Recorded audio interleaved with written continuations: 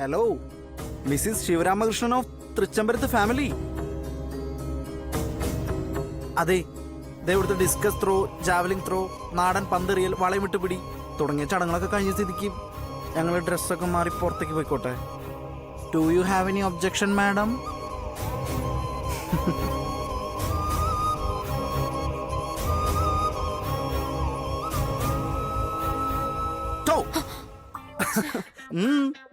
എന്താ ലോകം മറന്നൊരാലോചന? ഓ, പണ്ട് അച്ഛന് മാലറിഞ്ഞെടുത്തിട്ടുള്ള കാര്യം ആലോചിച്ചിട്ടുള്ള റൊമാൻറ്റിക് നൊസ്റ്റാൾജിക് ഇമോഷണൽ മൂഡിലായിരിക്കും അല്ലേ?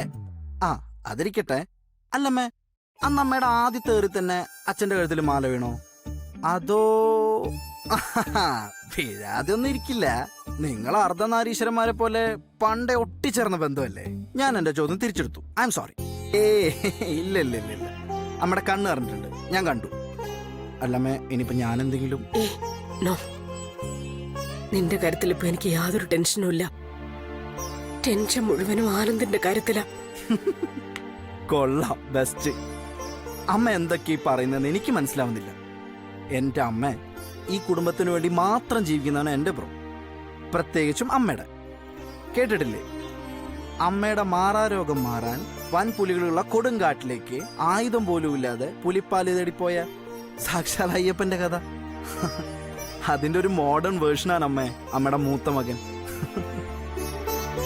കെട്ടഴിഞ്ഞു പോയതേ ലൂസായ ആ മാല കെട്ടി കടക്കാരന്റെ കുഴപ്പാ, അല്ലാതെ ദുർനിമിത്തൊന്നും അല്ല. അല്ലെങ്കിൽ തന്നെ അമ്മ എന്തിനെങ്ങനെ ആവശ്യമില്ലാത്തൊക്കെ ചിന്തിക്കുന്നേ? ദേ അമ്മ, എനിക്കറിയാം എന്റെ അമ്മയുടെ മനസ്സ്. ആ ജോൽസി ഇല്ലാത്ത കുഴപ്പങ്ങളൊക്കെ ഉണ്ടാക്കി തന്നിട്ട് ഈ ടെൻഷൻ കൊല്ലോ. ദേ, ഒരു കാര്യം ഞാൻ പറയാം, അമ്മ വിഷമിച്ച എനിക്ക് സങ്കടമാവും. വെറുതെ കോമഡി അടിക്കാൻ മാത്രമൊന്നുമല്ല, ബ്രോയെ പോലെ തന്നെ എനിക്കും ജീവൻ എന്റെ അമ്മയെ. പിന്നെ പാവം ബ്രോയ്ക്ക് അല്പം കൂടി ഇഷ്ടം കൂടി കിട്ടിക്കോട്ടെ എന്ന് കരുതി ഞാനൊരു കുരുത്തക്കേടൊക്കെ കെട്ടി മാറി നിൽക്കുന്നേ ഉള്ളൂ. എന്ന് വെച്ചാൽ എൻ്റെ അമ്മ കരഞ്ഞ അത് ഞാനിങ്ങനെ ജീവിച്ചിരിക്കുമ്പോൾ എനിക്ക് സഹിക്കാൻ പറ്റില്ലമ്മേ. ഞാനും കരഞ്ഞു പോകും, പറഞ്ഞല്ലോ വേണ്ട. എനിക്കൊരു സങ്കടവുമില്ല. എനിക്കിപ്പോ വലിയ സന്തോഷായി നിന്റെ പറച്ചിൽ കേട്ടിട്ട്. ചിറം ചിരിക്കടാ, ചിരിക്കടാ.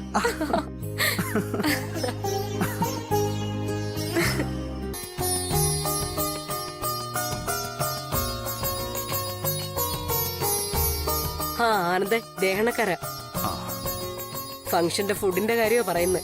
പരമ്പരാഗത വിഭവങ്ങളുടെ ഒരു ക്ലാസിക് ലൈൻ. എന്താ എതിർപ്പോലുണ്ടോ? മതി സർ, ധാരാളം. എന്തെങ്കിലും വായിക്ക് രുചിയായിട്ട് കഴിക്കണം. എന്റെ പോളിസി അത്രേ ഉള്ളൂ. മാഡം, തെറ്റാണെങ്കിൽ ക്ഷമിക്കണം. വല്യുഞ്ഞിന്റെ അനിയും കുഞ്ഞിന്റെയും ഈ ഫംഗ്ഷന് എനിക്കും പാചകം ചെയ്യണമെന്ന് വലിയ ആഗ്രഹമുണ്ട്.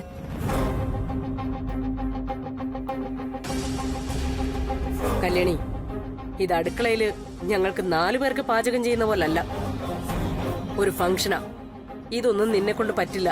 നീ പോയി സ്വന്തം ജോലി ചെയ്യാൻ നോക്ക്. മാഡം, എന്റെ നാട്ടിൽ ഉത്സവത്തിനും കല്യാണത്തിനും പിറന്നാൾ ഫംഗ്ഷനും ഒക്കെ ഞാനാ പാചകം ചെയ്യുന്നേ. എന്നെ കൊണ്ട് പറ്റും. ഇല്ല, പറ്റില്ല. ഇത് നിന്റെ കൊച്ചു ഗ്രാമത്തിൽ നടക്കുന്ന കൊച്ചു പരിപാടി പോലൊന്നും അല്ല. ഇതിപ്പോ ഒരു പാർട്ടി മാത്രമാണെന്ന് പറയാം. പിന്നീട് നടക്കുന്നത് ഒരുപാട് പേർ പങ്കെടുക്കുന്ന കല്യാണോ, തൃച്ചംബരത്ത് അഖിലാണ്ടേശ്വരിയുടെ മക്കളുടെ കല്യാണം. അതിനൊക്കെ പാചകം നോക്കാൻ പരമ്പരാഗത സദ്യയിലെ ഇനങ്ങൾ എന്തൊക്കെയാണെന്ന് അറിയാമോ നിനക്ക്?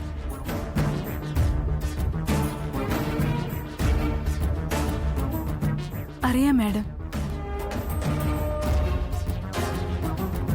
മധുരം, കയ്പ്, പുളിപ്പ്, ഉപ്പ്, പിന്നെ ഊമോമിന്ന് പറഞ്ഞ് രുചികൾ 5 വിധം.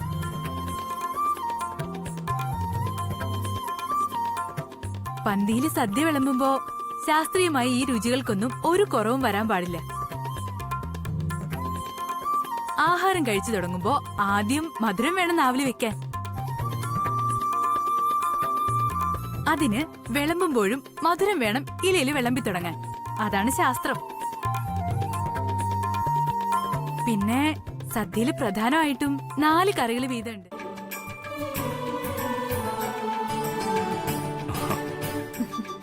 കല്യാണി ഭക്ഷണമൊക്കെ റെഡിയല്ലേ? എല്ലാം റെഡിയാ വലിയ. ഏതായാലും എങ്ങനെയുണ്ടെന്ന് നോക്കാം. ഗുഡ്.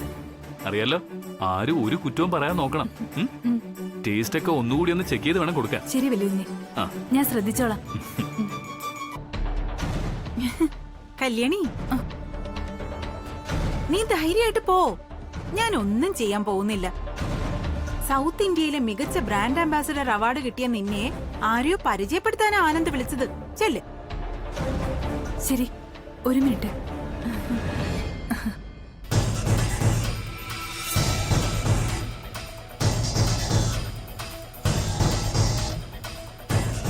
ചേച്ചി, അവരെനിക്ക് ഒരു വിശ്വാസമില്ല. ചേച്ചി നോക്കിക്കൊള്ളേ, ഞാനിപ്പോ വരാം. കല്യാണി പോയിട്ട് വാ, ഇവിടെ ഞാൻ നോക്കിക്കോളാം. ശരി ചേച്ചി.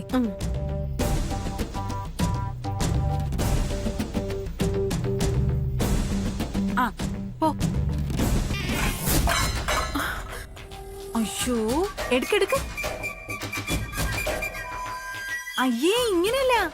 കഴുകിയിട്ട് കൊണ്ടുവന്ന് അടച്ചു വെക്കേ. പോ.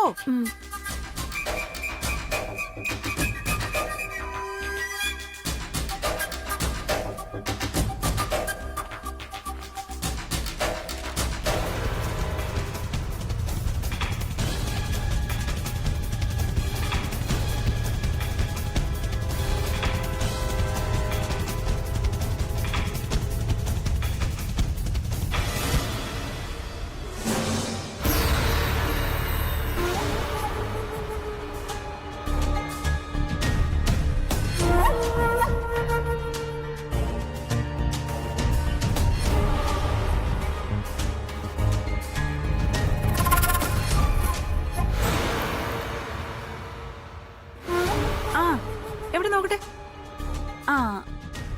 സ്പൂൺ എവിടെ? നന്നായിട്ട് ഇളക്കിയിട്ടേ കുറച്ച് ടേസ്റ്റ് ചെയ്യാൻ എടുത്തേ.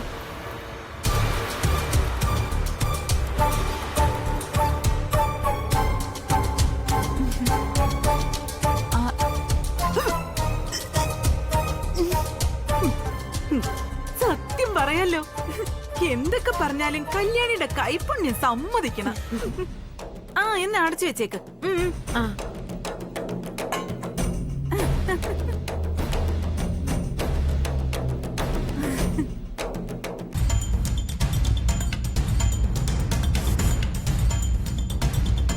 ഉറപ്പായിട്ടും വരയ്ക്കാം സാർ.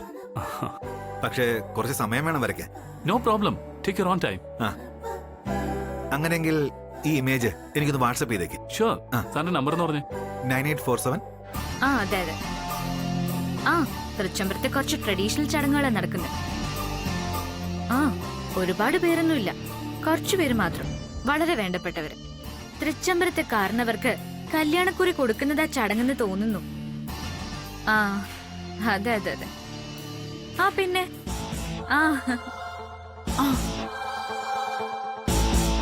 നീ ഒന്ന് വന്നേ, ഒരു കാര്യമുണ്ട്. നന്ദന, ഞാനിപ്പോ വരാവേ. അതെ അതെ അതെ. ശരി എന്നാ, ഓക്കെ.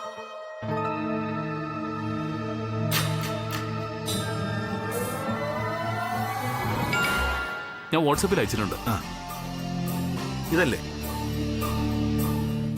ഇത് തന്നെ. ആന്റി, എന്ത് പറ്റി? ആകെ ടെൻഷനിലാണെന്ന് തോന്നല്ലോ. അതെ. നീ അങ്ങോട്ടൊന്ന് നോക്കിയേ.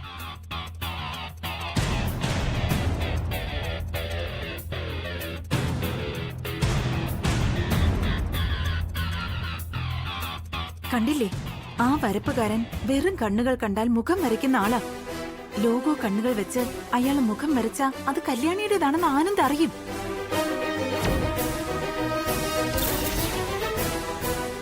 ദൈവമേ. നീ പോയി ആനന്ദിനെ എന്തെങ്കിലും പറഞ്ഞ് വിളിച്ചോണ്ട് പോ, അല്ലെങ്കിൽ കുഴപ്പാ. ചെല്ലിപ്പോ.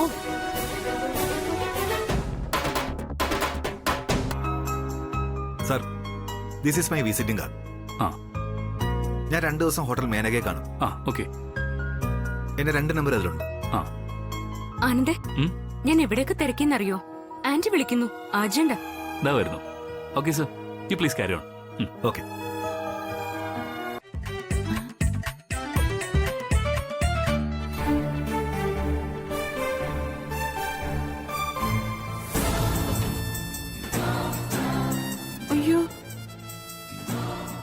ആഹാരം നല്ലോണം കഴിക്കുന്നുണ്ടല്ലോ. അപ്പൊ ഞാനിട്ട ഉപ്പൊക്കെ എങ്ങോട്ട് പോയി? അങ്ങനെ വരാൻ വഴിയില്ലല്ലോ.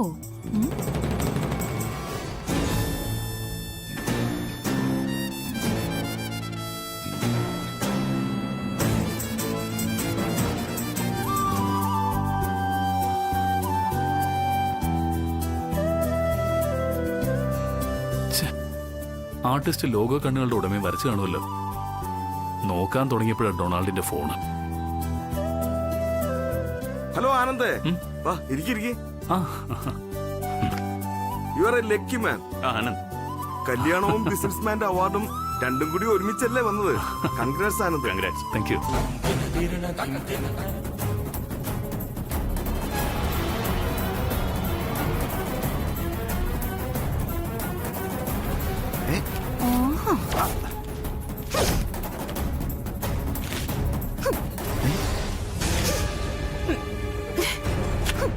നിങ്ങൾ എന്തായി കാണിച്ചത്? നിങ്ങൾക്ക് ഭ്രാന്താണ്. നിങ്ങൾ എന്തിനാ എന്നെ ഡ്രോയിങ് വലിച്ചേറി കളഞ്ഞത്? അതെ, താൻ അങ്ങനെ ഇവിടെ ഉള്ളവരുടെ ഫോട്ടോ കൊണ്ടുപോയി പ്രദർശനം നടത്തണ്ട. Excuse me sir, artist mister Kalagraman Krishnamurthy ഏത് റൂമില്? 201 second floor. Thank you. Sir, Krishnamurthy sir റൂമിലില്ല. Oh, I see. എപ്പോ വരുമെന്നറിയോ? ഉടൻ വരും സർ. ഇപ്പൊ ഫോൺ ചെയ്തിരുന്നു. You can wait here. Okay, thank you. Welcome.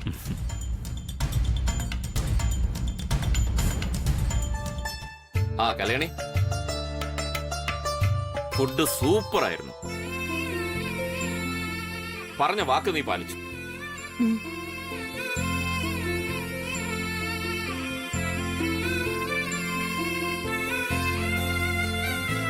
Kalyani, ഇന്നത്തെ ഫുഡ് ഭയങ്കര ടേസ്റ്റ് ആയിരുന്നു.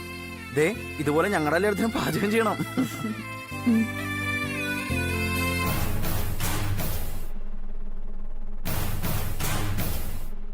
ആന്റി, ആനന്ദിനെ എവിടെയെങ്കിലും കാണുന്നില്ല. എവിടെ പോയി? ശരിയാ, ഞാനും കുറച്ചായിട്ട് നോക്കുക. അല്ല, ബ്രോ ഇതെവിടെ പോയി? ആനന്ദ് ഡ്രസ് ചേഞ്ച് ചെയ്യാൻ വല്ലതും പോയി കാണും. നീ പോയി നോക്കുമോളെ.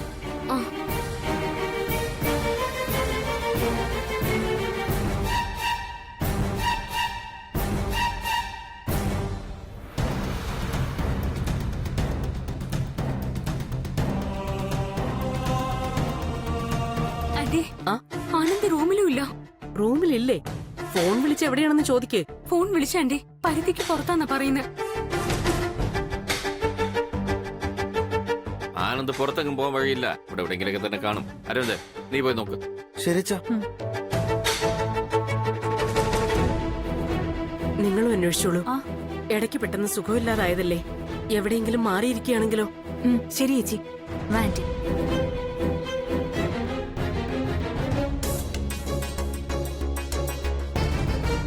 ഷടാ, ഇതിപ്പോ എന്റെ മുറിയിലില്ലല്ലോ. ഈ രാത്രിയിൽ ഇത് എവിടെ പോയി? ശബരി ബ്രോ എന്ന് വിളിച്ചു നോക്കാം. ഒരുപക്ഷെ 2 ബ്രോസും കൂടി എവിടെയെങ്കിലും പോവാൻ മുങ്ങിയതാണെങ്കിലോ.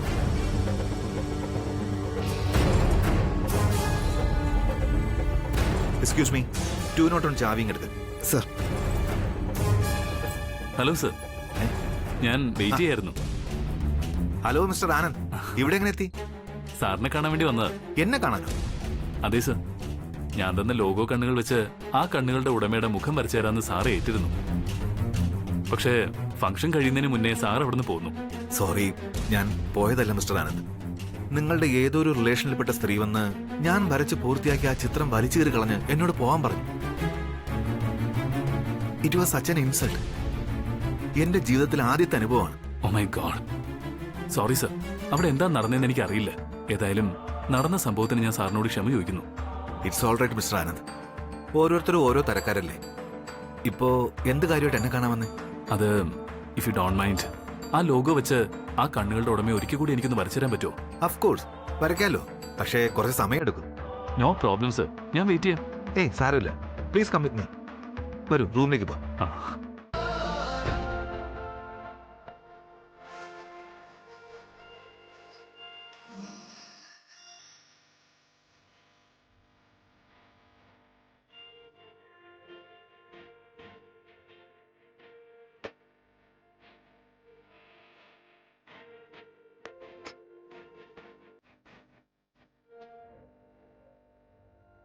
യെസ് മിസ്റ്റർ ആനന്ദ്,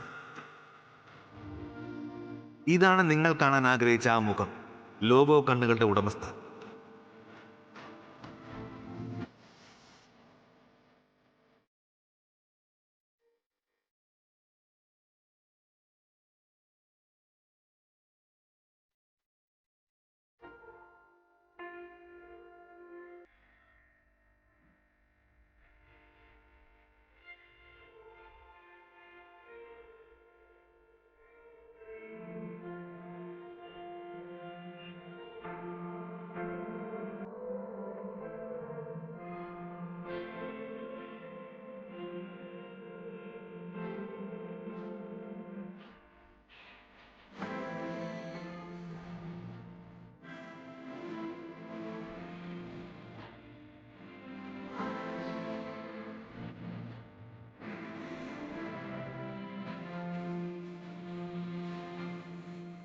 കല്യാണി, ഞാൻ ഇത്ര നാളും തിരഞ്ഞു നടന്ന കണ്ണുകൾ എന്റെ തൊട്ടടുത്ത് തന്നെ ഉണ്ടായിരുന്നു. My God, I can't believe this.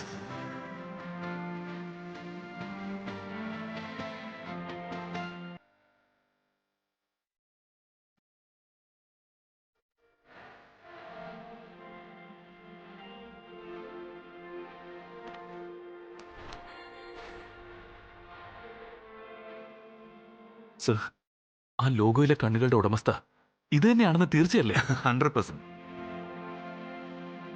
ഈ കണ്ണുകൾക്ക് ഈ രൂപം മാത്രമാണ് സ്വന്തം. You can believe me. Thank you sir, thank you so much.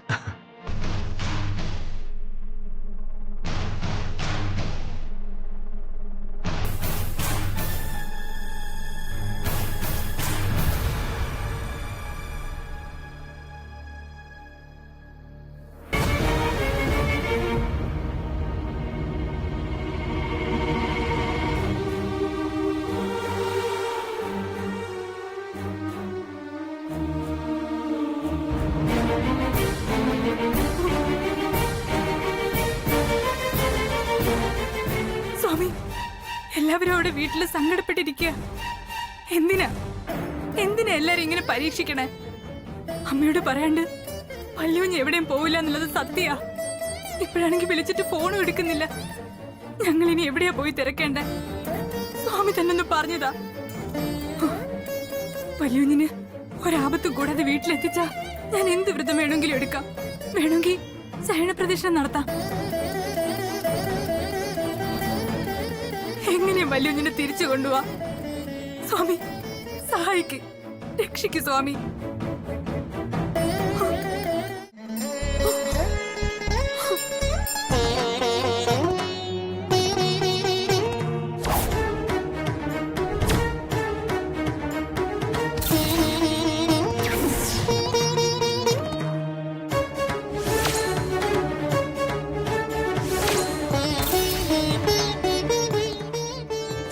Bro എവിടെയായിരുന്നു ബ്രോ? ഞങ്ങളൊക്കെ വെറുതെ ടെൻഷൻ അടുപ്പിച്ചിട്ട്. ആനന്ദേ, നീ ഇതെവിടെയായിരുന്നു? ഒന്ന് പറഞ്ഞിട്ട് പൊക്കൂടായിരുന്നു? പറയാച്ച. അമ്മേ, കല്യാണിയുടെ കാര്യത്തിൽ ഞാനൊരു തീരുമാനം എടുത്തു. അമ്മയും അച്ഛനും എനിക്ക് അതിനുള്ള അനുവാദം തരണം. നമ്മുടെ ഹെർബൽ ബ്യൂട്ടി പ്രോഡക്റ്റിന്റെ ലോഗോയിലുള്ള കണ്ണുകൾ ആരും മറന്നിട്ടുണ്ടാവില്ലല്ലോ. ഓഹോ, ചതിച്ചു. അത് കല്യാണിയുടെ കണ്ണുകളാണെന്ന് ഇവൻ അറിഞ്ഞ ലക്ഷണമാ. കൊള്ളാം. ആ കണ്ണുകൾ ആർക്കെങ്കിലും മറക്കാൻ പറ്റുമോ? അത് ആളുകളെ മായ്ക്കുന്ന കണ്ണുകളല്ലേ. ബ്രോയുടെ ഭാഷയിൽ പറയുകയാണെങ്കിൽ മാഗ്നറ്റിക് പവറുള്ള കണ്ണുകൾ. അതെ, കാണുന്നവരെ പിടിച്ചു നിർത്താൻ എന്തോ ഒരു മാജിക് പവർ ആ കണ്ണുകൾക്കുണ്ട്. അത് ഞാനും അനുഭവിച്ചതാ. അമ്മേ, ഇത്രയും നാള് ഞാൻ അമ്മയോട് പറയാതിരുന്നൊരു കാര്യം ഇപ്പൊ പറയാൻ പോവാ.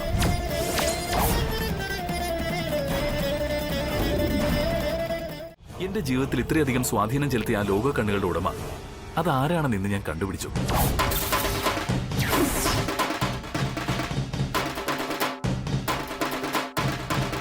Very good. പറയാ ആനന്ദ്, അത് ആരുടെ കണ്ണുകളാ?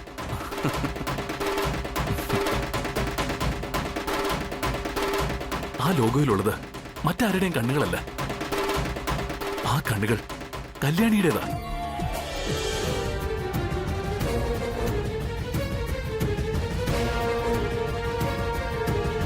നിങ്ങളുടെ പ്രൗഢിക്കും അന്തസ്സിനും ചേരാത്തൊരു പെണ്ണായിരിക്കും മരുമകളായിട്ട് വലത് കാല് വെച്ച് കയറാൻ പോകുന്നത്. അതാണ് ജാതകന്റെ വിധി.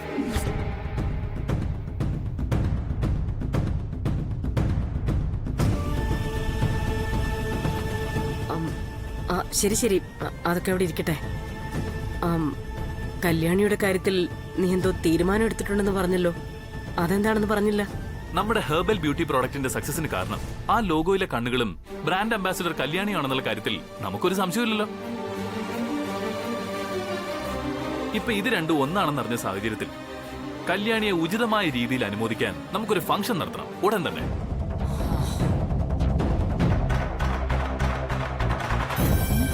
ആ ലോഗോയിലുള്ള കണ്ണുകൾ കല്യാണിയുടേതാണെന്ന് അറിയാതിരിക്കാനാ നമ്മൾ ഇത്രയും കളികളൊക്കെ കളിച്ചത്. ഇപ്പൊ ആനന്ദ് അത് മനസ്സിലാക്കി.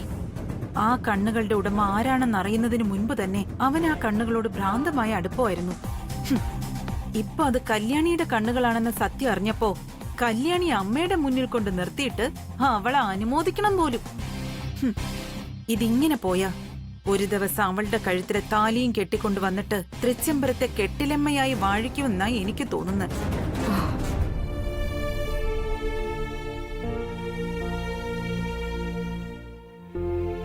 നിന്റെ ആലോചനയും കണ്ടെത്തലും തീരുമാനമൊക്കെ നല്ല കാര്യം. പക്ഷെ അതിൽ കാതലായ ഒരു തെറ്റുണ്ട്. കാതലായ തെറ്റോ? അതെ, ഇവിടിപ്പോ കണ്ണിനെയും അതിന്റെ ഉടമസ്ഥയും പ്രേമിച്ചത് നീ പടിക്ക് പുറത്താക്കാൻ പോകുന്ന കല്യാണിയല്ല. അവളിപ്പോഴും വെറും പാവം നാട്ടിൻപുറത്തുകാരി മാത്രമാണ്.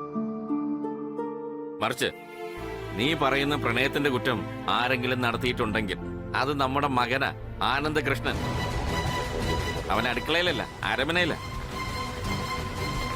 അവിടെ നിന്ന് വിളിച്ചിറക്കി നടയിൽ കയറുകെട്ടി പുറത്താക്കാൻ പറ്റുമോ നിനക്ക്? എന്തു പറയുന്നു?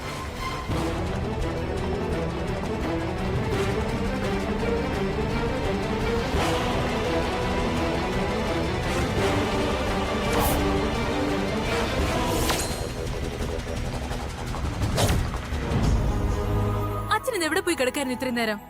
ഞാൻ എത്ര നേരം കാത്തിരിക്കായിരുന്നു അറിയോ? അത് കൊള്ളാം. ഇന്നിവിടെ നടന്ന പ്രോഗ്രാം നീ മറന്നുപോയ? VIP-കളെ ഒന്നൊന്നായി തിരിച്ചു കൊണ്ടുവിടാനുള്ള ഡ്യൂട്ടി എനിക്കാ. എയർപോർട്ട്, റെയിൽവേ സ്റ്റേഷൻ, മനുഷ്യൻ വളയം പിടിച്ച് മടുത്തു. നല്ല ക്ഷീണമുണ്ട്. നീ എന്തെങ്കിലും കഴിക്കാനെടുക്ക. കഴിക്കാനൊക്കെ എടുക്കാം, പക്ഷേ ക്ഷീണം മാറാൻ അതിനേക്കാളും വലിയൊരു ന്യൂസ് പറയട്ടെ ഞാൻ. ന്യൂസോ? എന്ത് ന്യൂസ്? Breaking news. പറയുന്നത് തൃച്ചംബരത്തെ അഖിലാണ്ടേശ്വരിയുടെ മൂത്ത പുത്രൻ തൃച്ചംബരത്ത് ആനന്ദ് കൃഷ്ണൻ. മിസ്റ്റർ ആനന്ദ്, എന്താണ് ആനന്ദ് ഗ്രൂപ്പ് ഓഫ് കമ്പനീസിന്റെ പുതിയ വിശേഷങ്ങൾ? എന്റെ ജീവിതത്തിൽ ഇത്രയധികം സ്വാധീനം ചെലുത്തിയ ആ ലോഗോ കണ്ണുകളുടെ ഉടമ അതാരാണെന്ന് ഇന്ന് ഞാൻ കണ്ടുപിടിച്ചു. ആ ലോഗോയിലുള്ളത് മറ്റാരുടെയും കണ്ണുകളല്ല. ആ കണ്ണുകൾ കല്യാണിയുടേതാ.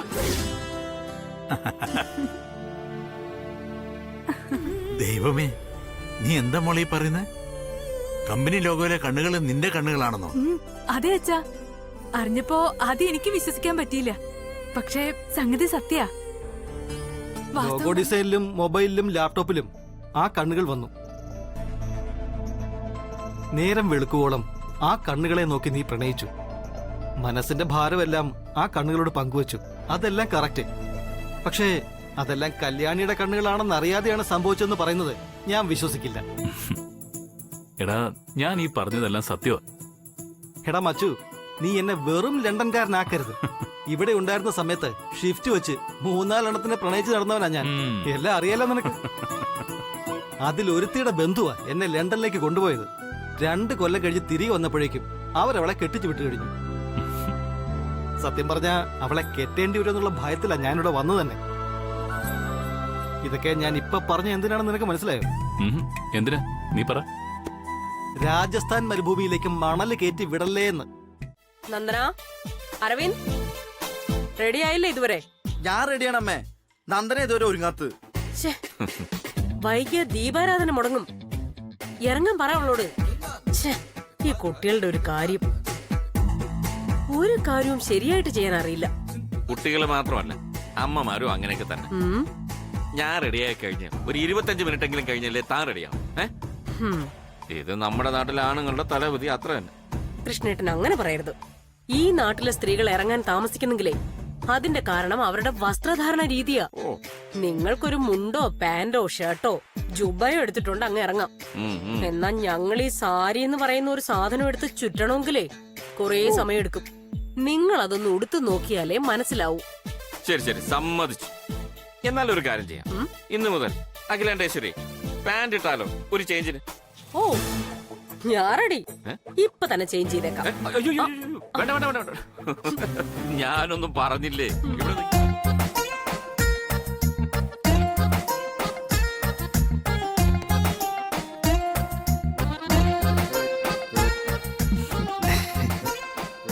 ഇറങ്ങാം.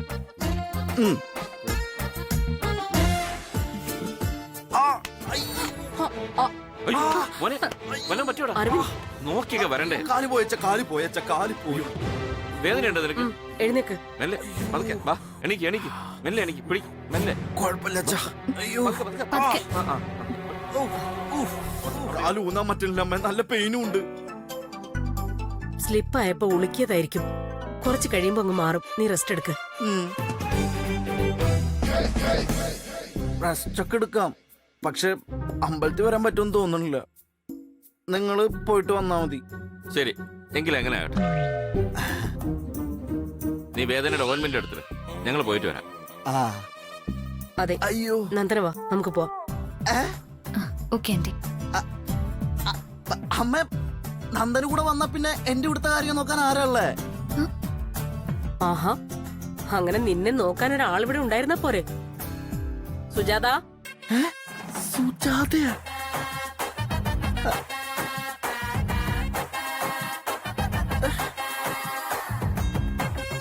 മാഡം, ഞങ്ങൾ അമ്പലത്തിൽ പോയിട്ട് വരുന്നത് വരെ അരവിന്ദിനെ ഒന്ന് ശ്രദ്ധിച്ചോണം. ഓയിൻമെന്റ് എടുത്ത് കൊടുക്ക്. കാലിൽ ചെറിയ നീരുണ്ടെന്ന് തോന്നുന്നു. ശരി മാഡം. സുജാത ഒന്നും ശരിയാവില്ല. നന്ദന നിക്കട്ടെ. നന്ദന ഞാൻ പോകുന്നില്ലെങ്കിൽ എനിക്കൊരു സ്വാതന്ത്ര്യവും സഹായമൊക്കെ ആയിരിക്കില്ല. അതെങ്ങനെയാ? അപ്പൊ എനിക്ക് ദീപാരാധന തൊഴണ്ടേ? എന്നോടത് പറയിപ്പിക്കണ്ട. നിനക്ക് ഞാനാണോ വലുത് അതോ ദീപാരാധനയാണോ വലുത്? എനിക്കത് പറയണം. എപ്പോ നോക്കിയാലോ എന്ത് പറഞ്ഞല്ലോ. ശരി ശരി ശരി, വഴക്കൊന്നും വേണ്ട. നന്ദന ഇവിടെ നിൽക്കട്ടെ, ഞങ്ങൾ പോയിട്ട് വരാം. അല്ലാണ്ടി അത് സാരമില്ല നന്ദനെ, നിനക്ക് വേവനും കൂടെ വേണ്ടിട്ട് ഞങ്ങൾ പ്രാർത്ഥിച്ചോണം. അയ്യോ, കാലു വയ്യ. സുജാതേച്ചി വേണി പോയിക്കോ, നന്ദന നോക്കിക്കോളേ.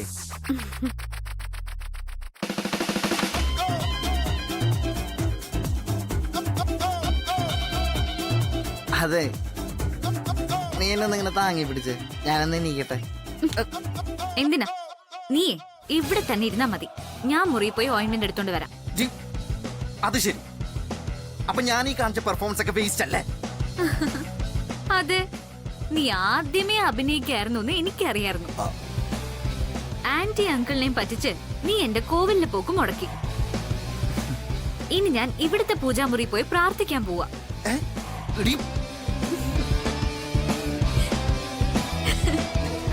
ഓഹോ, അപ്പോ ഈ വീട്ടിൽ വെച്ചും ഇത്തരം ഏർപ്പാടുകൾ തുടങ്ങിയല്ലേ? അതെ ആന്റി, ഒരിക്കലും ആനന്ദിൽ നിന്നും ഞാൻ ഇത് പ്രതീക്ഷിച്ചതല്ല. എന്നാ സത്യം പറയട്ടെ, ഞാൻ പ്രതീക്ഷിച്ചു. മുമ്പൊരിക്കൽ ഇതേപോലെ അവൾക്ക് ആനന്ദ് സാരി ഉരുപ്പടിയൊക്കെ വാങ്ങിച്ചു കൊടുത്തതാ. അന്ന് ഞാനത് കണ്ടുപിടിച്ചപ്പോഴേ അഖിലേച്ചിയുടെ വിവാഹ വാർഷികത്തിന് ഔദ്യോഗികമായി കൊടുത്തതാണെന്ന് സമർത്ഥിച്ചു കളഞ്ഞു അവൻ. ആണുങ്ങളല്ലേ, ചിലപ്പോ ചെളി കാണുമ്പോ ചവിട്ടയും വെള്ളം കാണുമ്പോ കഴുകി കളയുകയും ചെയ്യും.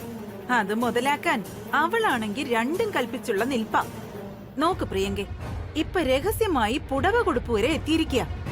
ഇതിനെ അങ്ങനെ നിസ്സാരമായി കാണാനൊന്നും പാടില്ല.